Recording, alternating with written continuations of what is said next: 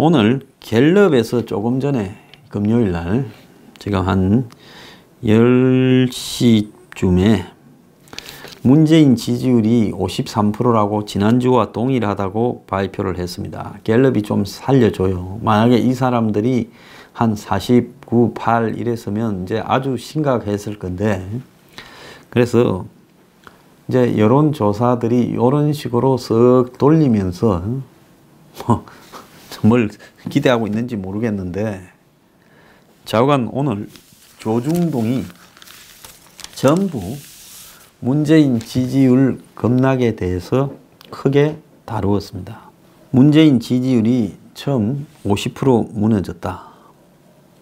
경제난과 청와대 직원의 이딴 비위 속에서 48.8을 기록했다 하고 어제 리얼미터 인용했고, 한국당의 지지율이 26.2%로 올라갔다, 이렇게 말을 했습니다.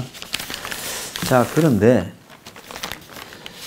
문제는 민생 경제 때문에 벌어졌는데, 대선 때 표를 줬던 중도층과 50대 자영업자 등이 등을 돌리고 있다, 이렇게 이야기를 하고 있습니다.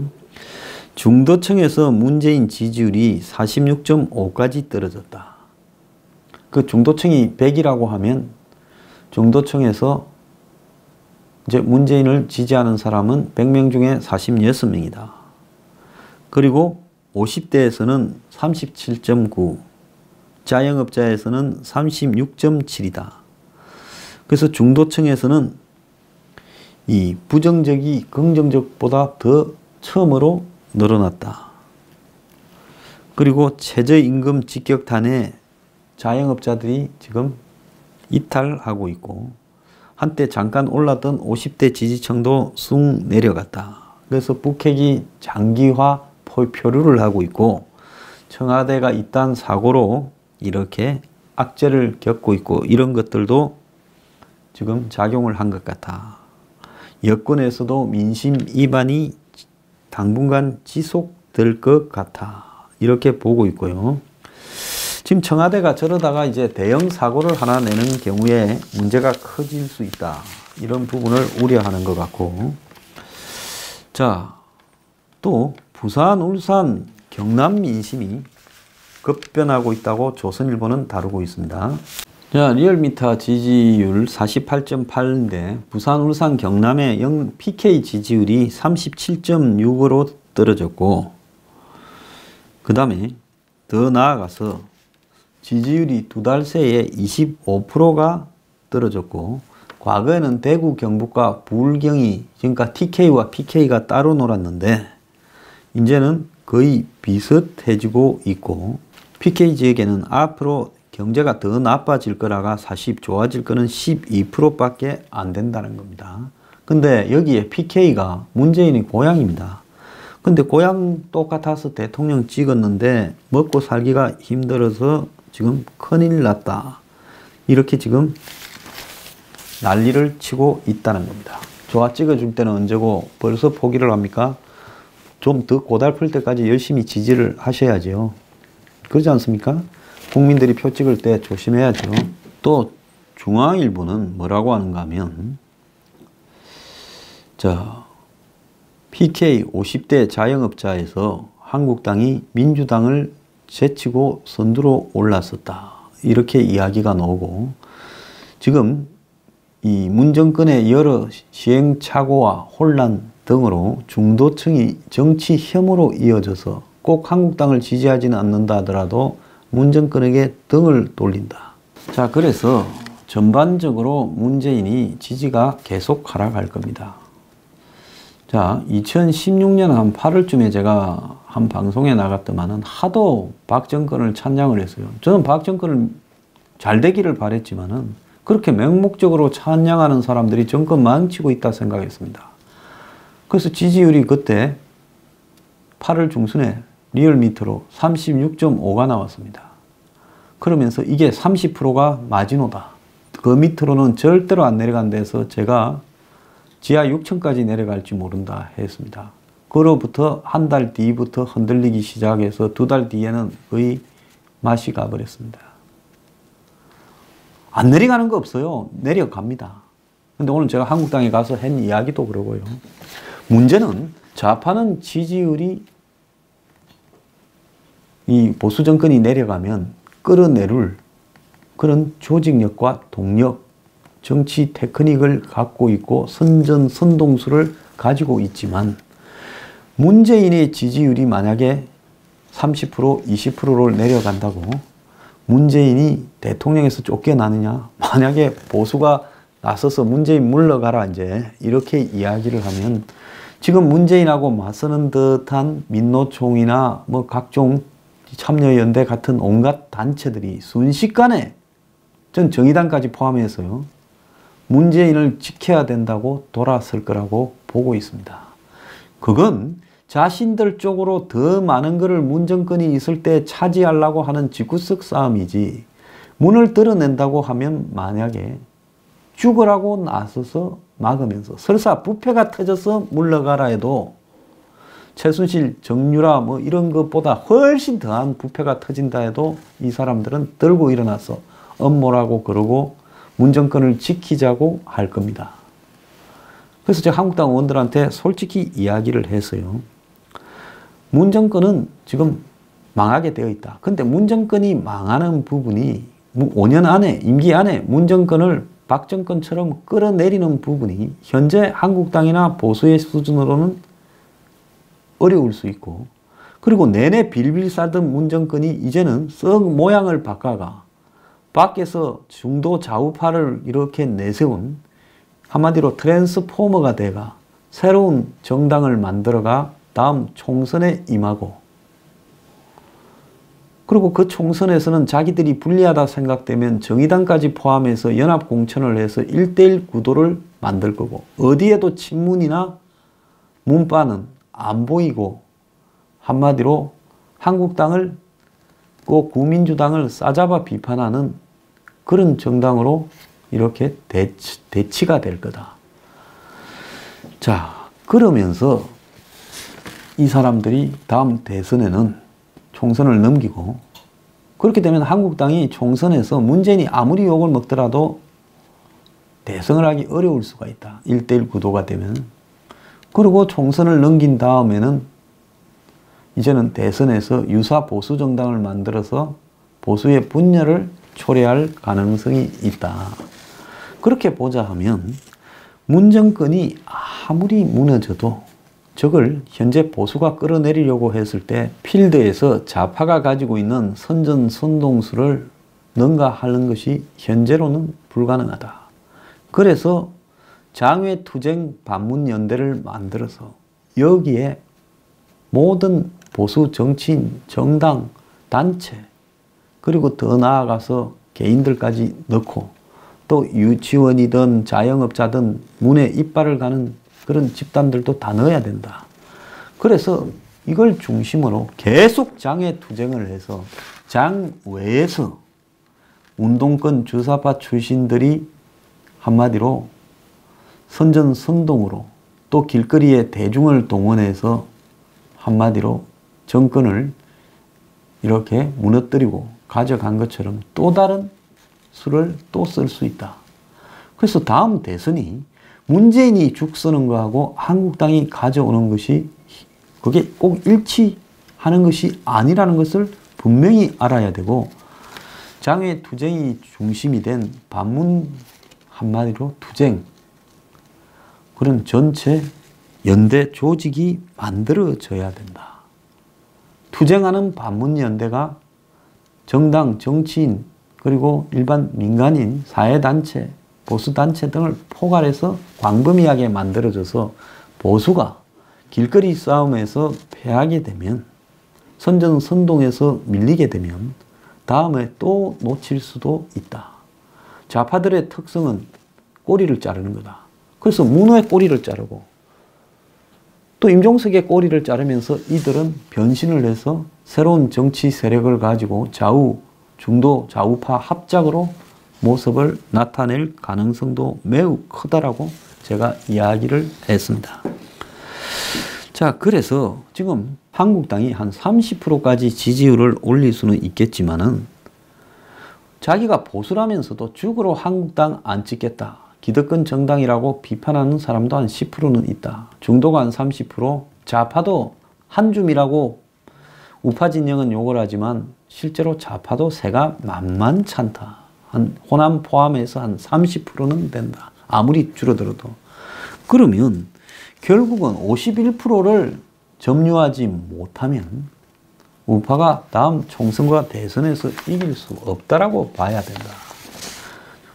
보수 우파 쪽에 분열이 나오지 좌파는 위기이기 때문에 분열이 나올 가능성도 별로 없다.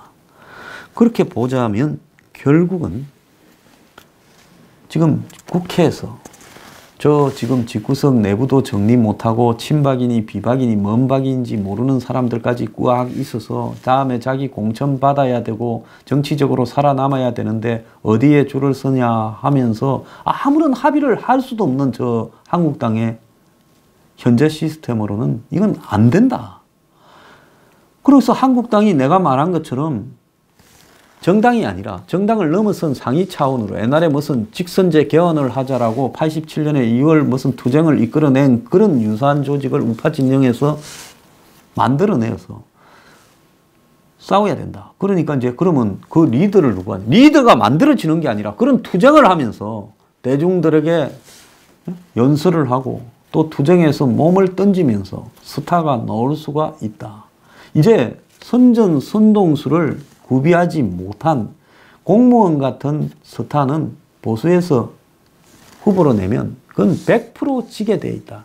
이 우파 진영에서 내는 후보가 그야말로 히틀러 못지않은 대중적인 감성을 울리고 선동을 할 수 있는 능력을 갖춘 훌륭한 파퓰리스트여야 승리가 가능하다. 그거는 앞으로 장외 집회를 하면서 그런 사람을 만들어내면 그 사람이 되는 거지. 지금 뛰지도 않고 가만히 있다가 세월이 좋아지니까 숨어서 살다가 내가 옛날에 뭐 서울시장 했는데 이제 와가지고 나는 이름값이 있고 얼굴도 잘생겼으니까 키도 크니까 날 또 한국당에서 필요로 하는 신주류가 있을 거다. 날 모셔서 간판으로 써라. 잘하면 내가 대통령 할게. 웰빙에 웰빙을 더 보태봤자 호박밖에 안 되는 거예요. 수박 안 됩니다. 그래서 제가 그랬어요. 누가 그러면 그걸 하냐고요. 바로 내 앞에서 강연을 듣는 당신들이 해야 된다. 결사대를 만들어라. 허구한 친박 비박이니 싸움질하고 네가 잘했니 내가 잘했니. 그거 지금 이야기해서 해결될 문제가 아니다. 중요한 것은 문재인이 망하는 것은 과학인데 문재인이 망하는 것이 한국당의 승리로 안 올 수 있다. 과거에는 맹쾌했다. 한쪽이 망하면 한쪽이 갔어요. 뭐 군사정부가 망하면 투쟁하자 한 사람이 갖고 갔는데 이젠 정치가 그런 상황이 아니라 매우 복잡했다. 복잡해졌다. 정치적 환경이. 경제가 너무 안 좋아지고 한마디로 젊은 사람들은 저 사람이 거짓말을 하더라도 우리를 위해서 뭘 하겠다고 돈을 뿌리고 하면 나라야 어떻게 되든지 그쪽을 지지한다.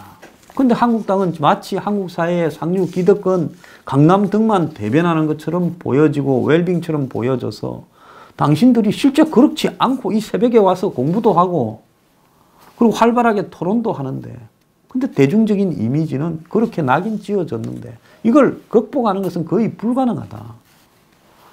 그래서 몇 명이서 어떻게 되겠냐. 난 내 혼자서 지금 덕고다이로도 이렇게 가고 있다. 근데 당신은 나보다도 훨씬 더 나은 훌륭한 국회의원들이다. 그리고 한두 명이 아니라 여기만 해도 10명이 넘지 않냐. 그럼 그 사람들이 모여서 우리 이런 반문연대 투쟁에 가자고 개파를 떠나서 합의를 하고 규약을 세우고 방법과 로드맵을 만들어서 시작을 해서 그리고 여기 들어오지 않고 회피하는 지도부를 공격하면서 당신들이라도 나서기 시작하면 되는 거 아니야. 그럼 돈이나 이런 것들은 어떻게 해결해? 아니 싸우면 자연히 그건 해결되게 돼 있다. 열심히만 싸우면. 그래서 그런 투쟁으로 나가게 되면 지금 길거리에서 태극기나 투쟁하는 사람 있지만 더 열심히 하는 쪽에서 다 흡수할 거 아니냐. 그래서 하나가 되어가지고 결국은 가는 거다.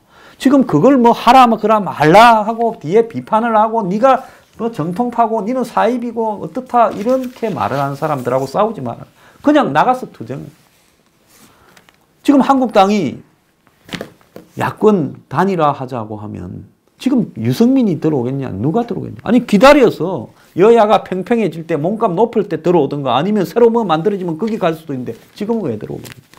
그러니까 반문연대 투쟁에 동참하겠느냐 안 하겠느냐 물으면 들어오라면 안 들어오겠지만 그거는 안 하면 너는 간첩이냐고 물으면 다 들어올 수밖에 없을 거다. 그래서 다 집어넣어야 된다. 그래서 공천하고 안 하고도 이 투쟁의 결과로 해야지 무슨 소리냐. 그래서 반문연대를 한마디로 정당의 위에 있는 상층 투쟁 조직으로 만들어서 좌파들이 주사파들이 과거에 했던 부분을 잘한 거는 벤처마킹해서 그런 어떤 바닥에 대중과 착근이 될 수 있는 조직을 만들어서 처음에는 5만, 10만, 15만, 20만, 30만, 100만을 동원하지 못하면 나중에 길거리의 선전, 선동에 의해서 표로서 그냥 합리적인 국민의 선택에 의해서 문재인이 싫어서 이쪽을 밀어주겠냐? 아니다. 어떤 선전선동이 나올지 모른다. 그렇게 되면 나중에 그렇게 욕하던 문재인은 잊어버리고 또 다른 세력에게 홀려가지고 순식간에 정권 하다가 또 뺏겨버릴 수가 있다. 근데 그 세력은 나중에 보면 문재인 세력이 탈바꿈한 세력이다.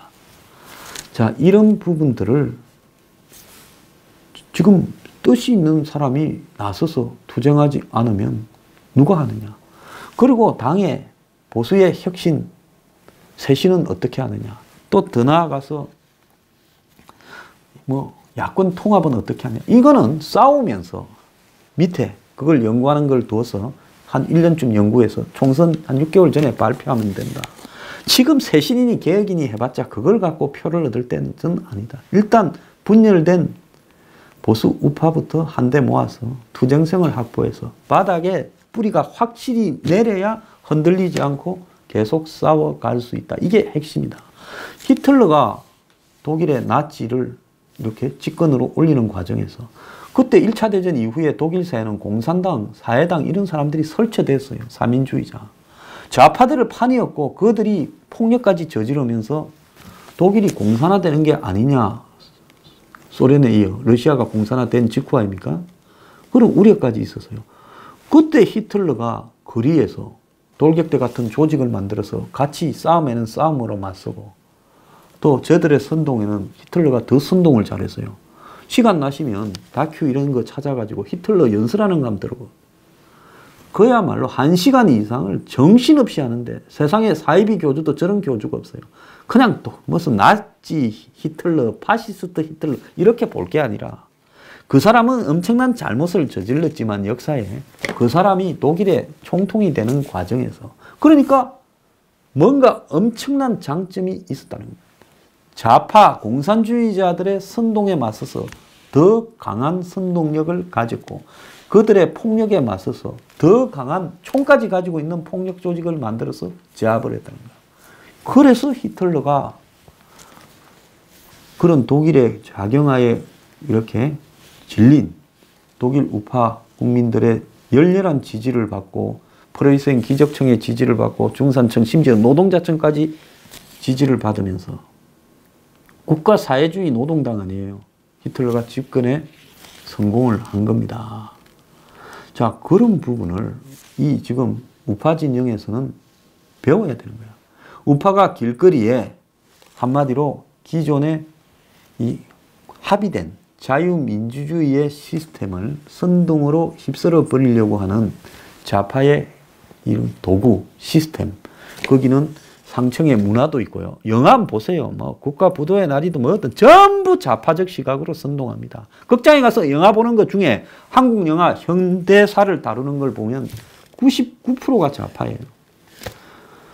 자, 거기에다가 언론도 또 그들이 다 장악하고 있습니다. 책도 장악하고 있어요. 그래서 상층의 의식 구조를 젊은 사람들을 전부 그렇게 만들어가고 있어요. 거기 그것뿐입니까? 더 나아가서 각종 사회단체들을 거의 대부분 장악하고 있어요. 돈을 벌어서 자생적으로 운영할 수 있는 구조들까지 다 꿰었어요. 그래서 좌파적 틀 속에서 먹고 사는 사람이 대한민국의 민노총까지 합치면 수백만 명이에요. 그들이 좌파들의 한마디로 뿌리 역할을 하면서 뭔 일만 생기면 다 출동하면 50만, 100만이 나오는 겁니다. 자, 거기에 반해 즉 우파 진영에는 그런 게 됩니까? 안 돼요. 일정하게 한계가 있어요. 그리고 그것도 서로 니 잘나니 내 잘나니 따집니다. 그리고 저 고매하신 국회에 계신 분들은 그런데 발을 담그기도 싫어해요. 자, 그런 상황에서 또 대선 때가 돼가면 촛불거리를 만들 거예요. 또 선동거리를 만들 겁니다. 그러면서 그들이 길을 메우기 시작하면 한마디로 중간에 있는 한 30%는 아무 생각 없이 거기에 휩쓸려 버리는 거예요. 그러면서 문정권이 아닌 나는 새로운 정치를 해보겠다라는 중도 좌우파 좋다.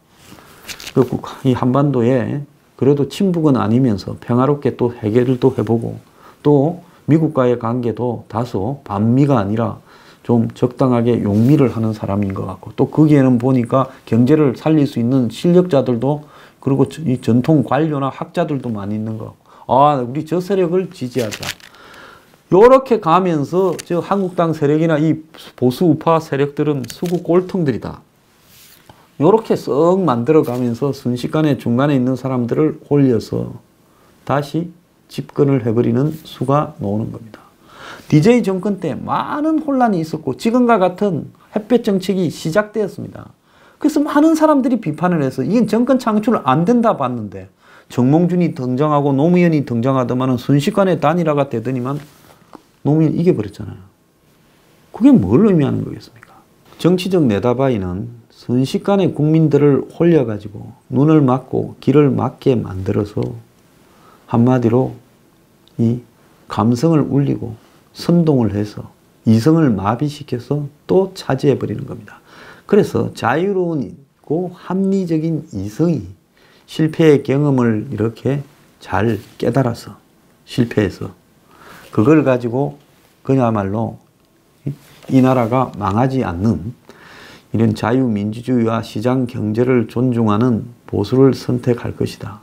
그거는 교과서에 나오는 한 20년, 30년 전의 한국의 방식이고 이제는 그런 것이 안 통하는 훨씬 복잡해져 버린 시대가 됐다는 겁니다. 그리고 점점 한국 사회에 20, 30, 40대가 가난해질 겁니다. 저들이 더 가난하게 만들었는데 가난해질 겁니다. 아마 다음 대선 때쯤에는 경제 위기가 이미 터져 있을지도 몰라요. 이런 시기에 이 정권에 질렸다. 저쪽 짓자라고 2007년에 노무현 정권 말기에 이명박한테 표가 쏠렸던 이런 현상은 거의 다시 안 나타날 수도 있다는 겁니다. 그럼 어떻게 해야 되냐? 이런 일을 맞서서 같이 선동하고 같이 선전하고 대응하고 또 거리에는 거리로 맞설 수 있는 그런 어떤 이 투쟁력과 이 바닥에 풀뿌리에 착근이 된 조직력을 만들지 않으면 단지 그냥 정치적 행위만으로 다음 대선이 되지 않는다는 겁니다. 그건 왜 그러냐? 문재인의 지금 좌파 종북 진영에서 봤을 때는 성과가 큰 게 하나 있어요. 그게 뭐냐? 완전히 한국 사회를 한 1년 반 만에 종북 좌파 사회로 아주 깊숙하게 진행을 시켜놨기 때문에 여기에 대해서 더 확신적으로 문재인은 아니더라도 이 사회가 그렇게 가야 된다고 생각하는 사람들, 꾼들 숫자가 굉장히 늘어나 있어요. 조직화되어 있어요. 그들은 실력도 있고 돈도 있고 정치공학적 테크닉도 있어요. 자, 거기에 반해 이 우파 진영에는 뭐가 있습니까? 저 웰빙, 저끼리 맨날 싸움으로 나를 세우고 니 잘났니 내 잘났니 다 죽어가는 과정에도 거기에서 정통을 따지고 원칙을 따지고 과거를 따지는 꼴통만 밖에 더 있습니까? 자, 뭐 어느 쪽이든 알아서 선택을 해야 될 문제지만 저는 반문 연대 투쟁을 통하지 않고 단지 문정권의 반사작용으로 그렇게 자연스럽게 권력이 우리한테 넘어올 거라고 생각하는 지금 한국당이 그렇게 많이 생각들 하고 있다고 의원들이 실토를 하더라고요. 그런 일은 없을 것이다. 또 광장에서 일부가 우리가 모든 원칙과 모든 한마디로 이 도덕성을 다 가진 듯이 이렇게 몰고 가면서 이쪽 저쪽을 다 재단한다고 그 사람들이 결국은 이 정권을 바꿀 수 있는 힘을 가진 것도 아닌 것이다. 그래서 대중화될 수 있는 반문연대 투쟁이 필요하다. 이런 이야기를 하고 싶습니다.